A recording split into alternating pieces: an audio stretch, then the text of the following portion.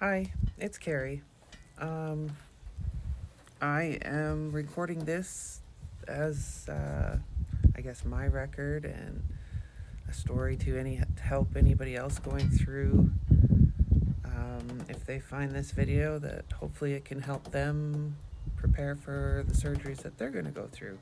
I had my L5S1 fused with a spacer. I had I'm on, I think, day 10 today. I'm still dealing with a little bit of brain fog. Definitely feeling much better. I'm up. I'm rather active. I walk laps around my yard. I have been very mobile, getting a lot of stuff accomplished by myself and my trusty reacher again. Um, it I guess I should kind of start back at the beginning on where the injury come from before I talk about how my recovery's been. This is a very old work injury that I have struggled with and was told a long time ago I would probably need surgery to fix. At that time, I had become a young single mom and I was trying to do other things. Other things were my priority instead of taking care of my back at that time. I needed to keep working and keep a roof over our head and keep doing what I needed to do to provide for my child. But anyways, we here I am 16 years later, and I now could not run from this surgery any longer. So here I went and faced my fears, as you've been seeing me post, that the nervousness and the uneasy feeling that I've been having about going for this surgery. Um, I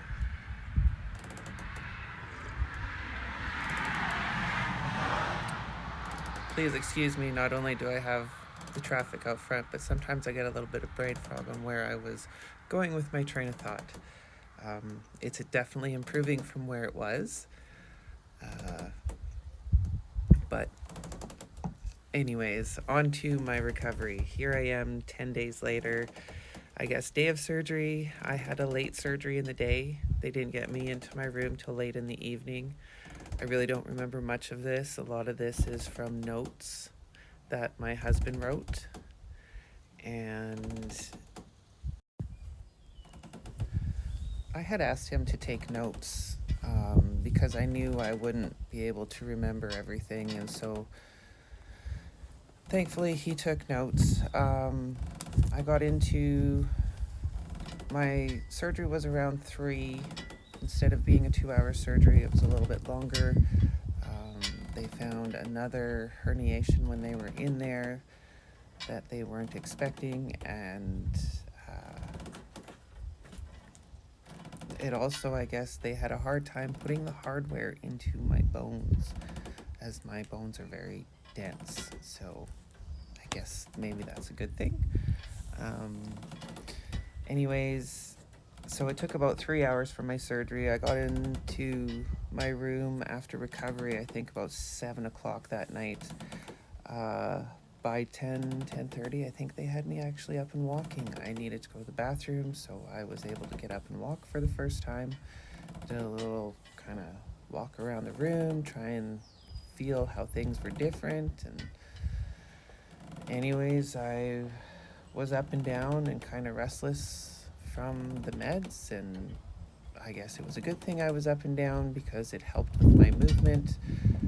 I did not have a catheter when I woke up from surgery, so I had to get up and go to the bathroom, which that movement was good because then I also wanted to get up and walk the halls because it felt good to get out of bed. And for the first time in a very long time,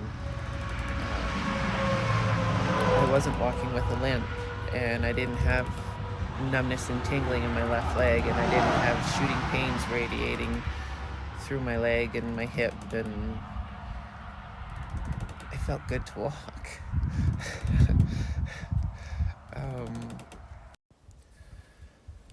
So with that being said, it was good. I was up and moving. Still didn't have much of an appetite. I They had finally, I think, brought me something to eat around 2:30 in the morning, and it was broccoli and chicken, and that I kind of choked the broccoli down, but that's about all I got. Maybe a bite, maybe two bites of chicken. It just wasn't a 2:30 in the morning kind of snack after going without food for that long. So um, they said my appetite would take a bit to come back, and it has. I'm on day 10. I think it's day 10 that I'm actually kind of starting to feel hungry and crave foods again. And last night I actually chowed on some actual good food instead of uh, just picking at food. I actually had an appetite, so it was good. Brain fog again, yes, is lifting more and more each day. Um, my husband has been very, very helpful. He has been my home nurse. He was my 24/7. He, up in the middle of the night, changed my ice, get me pain meds, help me to the bathroom, change my shirts. Some nights I sweated through 4 different shirts in a night. So he, I will definitely say he was my rock.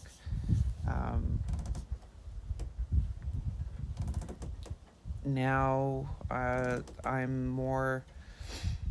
I think it was around day 5 that I stopped walking with my walker, and with all the laps I do around the yard, I get up and I do that about 3 times a day at minimum.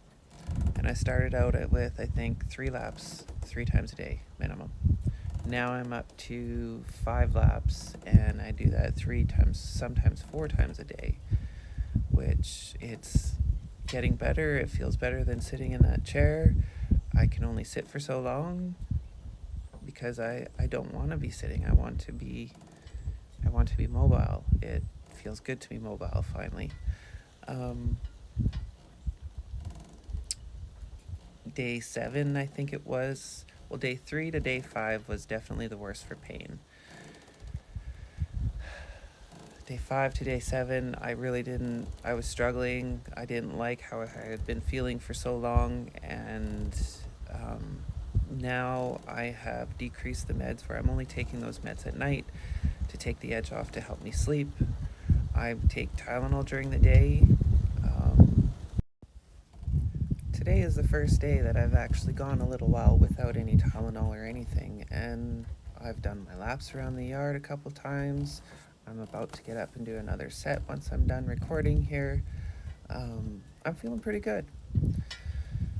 By the end of the day, yes, I definitely start to ache more and feel it more, and I'm ready to go lay down by usually 6:30, anywhere from 6:30 to 8:30 at night. I can try and push it out to. I may not go to bed right away, but I just need to lay down, just to change that position. Anyways, I am sorry for jumping around so much on the days. There's a lot that has happened over those days. There's a lot to remember.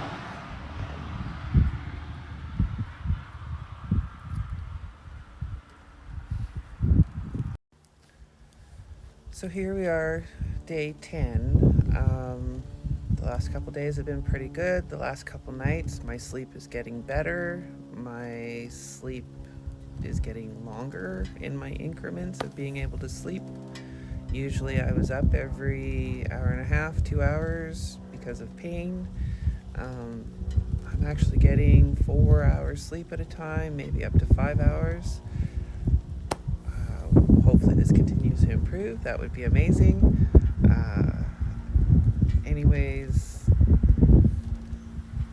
I have a post-op appointment with my doctor coming up in a few weeks, about a week and a half, a little longer than the usual 2 weeks, just because of the holiday that's coming up. So I will do another follow-up and keep you guys posted.